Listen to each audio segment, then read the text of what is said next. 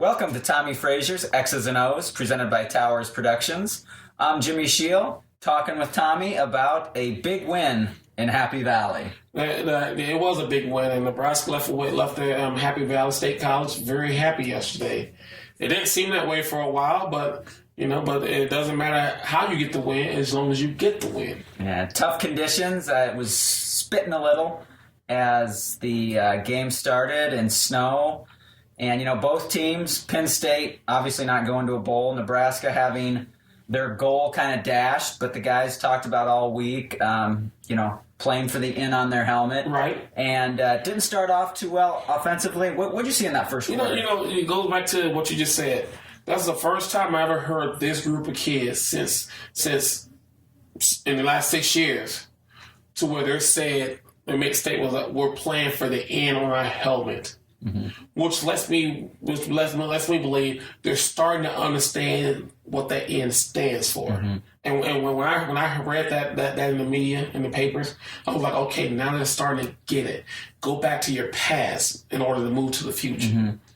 And so, but what goes back to what your question was, the offense. Yes, they struggled yesterday, but on a day like yesterday, you're not going to have a perfect game with the wind blowing, snowing, cold.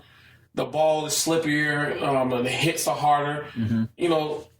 For the output that they had yesterday, I was pleased with. I thought Tim Beck had a decent game.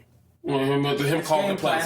His game plan made sense yesterday. The only question I had was I think it was like third and something, and I tweeted. I said no, it was in overtime. Okay.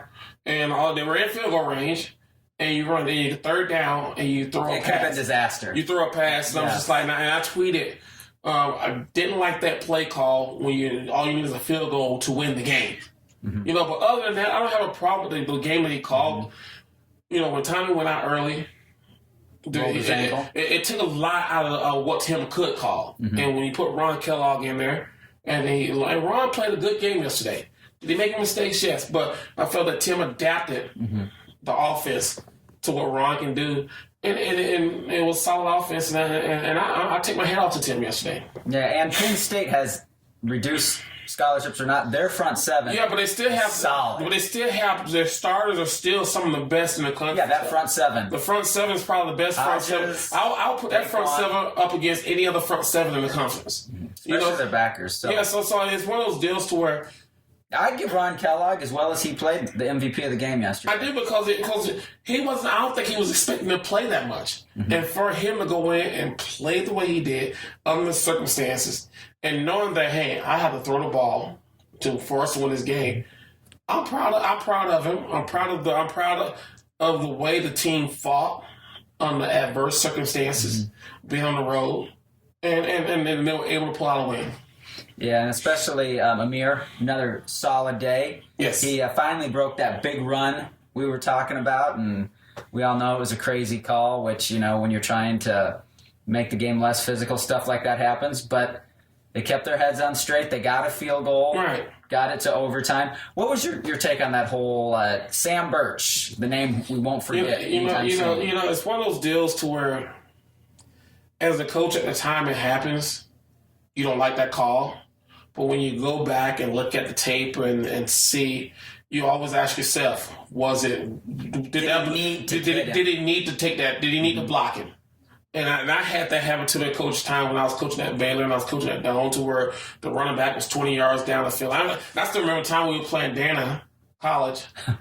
And the Vikings. And we literally, the running back was 30 yards down the field and the quarterback blocked someone.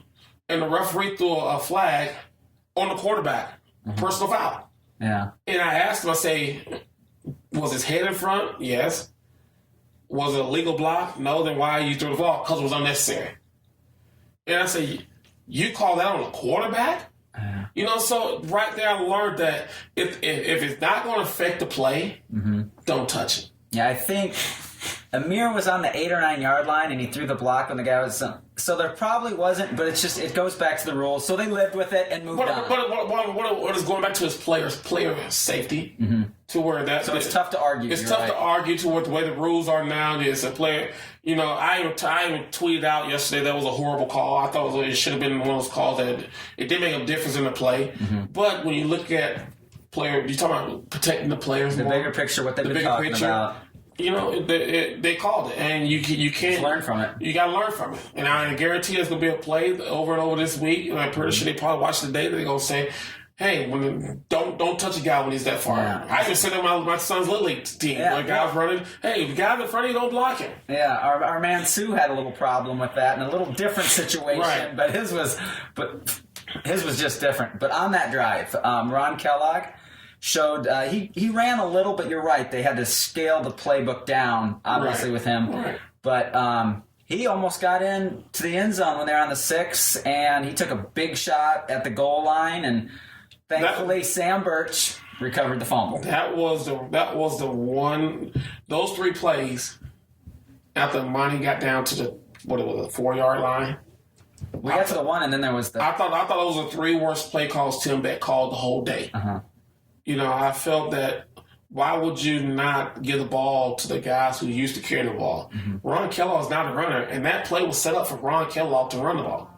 Now, if you look at the whole play, Amir didn't block anyone, and that was a guy he was supposed to block, but he didn't block him. But in that situation there, keep Amir and Amani back. Go to your dime, go to your forward, your dime, and whatever you call it, and run the ball. Don't give the ball to Ron Kellogg, force him to run it when that's not his strength. Yeah. And you saw, I mean, it was a great hit. Yeah. And he caught the ball up, and it was in our best interest that Sam Birch was there to recover that ball. Yeah, so Sam kept his head in the game after that tough call. You're watching Tommie Frazier's X's and Os, powered by Towers Productions. I've been critical of Tim Beck for things I think, so I have to give him credit on that 3rd and 15 from the goal line when they threw the bomb and were fortunate. Penn State, it was a penalty. Right. But even if they picked it off, it would have been like a long punt, and they wouldn't have been able to set up a return. You know, I look at that situation as a coordinator, as a head coach before, as an offensive guy, as a guy who played the game. A little bit. Quarterback sneaking, trying to get field position, trying to get more room to punt. You only get 1 yard at the max. Yeah, and you might fumble. And you might fumble. Taking it deep. You have a 5th-year senior quarterback. You have a 50-50 chance of something good's going to happen for you. And something good happened. And I was watching, I think it was an LSU game yesterday, versus Texas A&M, and they did the exact same thing. They were backed up deep in their end zone. They ran play action through the ball deep downfield. Guy caught the ball and gave him breathing room. So I have no problem with that because 1 yard is not going to make a difference in your punting game. That's when you have to trust your players. Especially when you're not far back, because the rules say when you have to punt, you need at least 14 yards from 14 yards from the center to punt the ball.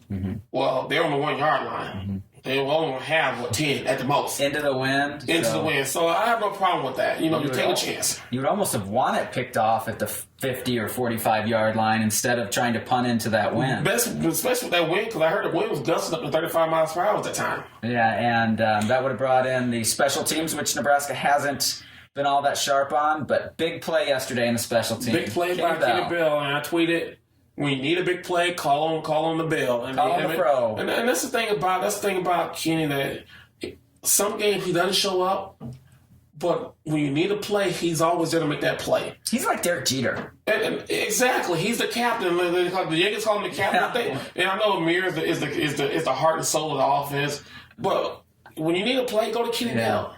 When you need to play the pass game, go to Kenny Bell. And he showed yesterday that he's a big time player. I just want to see him do it more consistently.